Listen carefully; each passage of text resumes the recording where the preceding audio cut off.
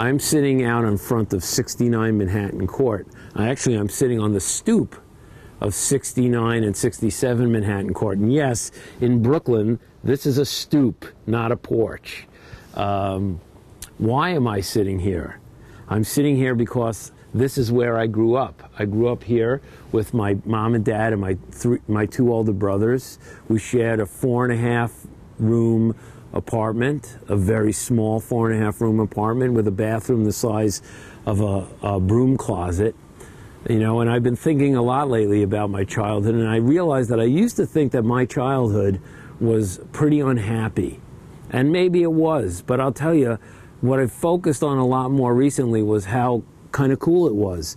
There were tons of kids on the block, and all the moms, now this is when moms didn't really go out of the house to work. The moms would, you know, warm weather, sit on the stoops on beach chairs, smoking cigarettes, drinking coffee, sometimes alcohol, but not all the time, and watch all the kids. And what we did was, the difference between my childhood and like my kids' childhoods is that my parents were much less involved in my childhood than my wife and I were involved in my kids' childhoods. We had to make our own fun, and we did. And it was very interesting. We would leave the house very early in the morning in the summer and come home at dinner time. And in the interim, basically it was our responsibility to make our own fun. We used to play touch football, sewer stickball, roller hockey, this game called Scully or Skelly in the streets using bottle caps and wax. Melted wax or melted crayons.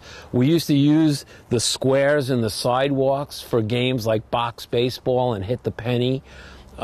We never had play dates. You know, it's funny, is my son now is 19, he's 6'4", he works out like crazy, strong as an ox, and whenever we joke around about fighting, he always tells me he's going to kick my ass. And what I always try to remind him of is that I grew up in Brooklyn and he grew up in Lake Grove, and that he should watch out. Now, of course, I'm only teasing, but I'm only partially teasing. Another interesting thing about why I'm here is, if you've read my Mo Prager book, I think it's the 5th Mo Prager book, it's called Empty Ever After, there's a murder scene set at 69 Manhattan Court. And so I thought it would be, you know, interesting to see that, yes, this is where I grew up. It's not very interesting to look at, but it's also a place I've used in my books, like for murder scenes and stuff. And I do occasionally refer to Manhattan Court in my books.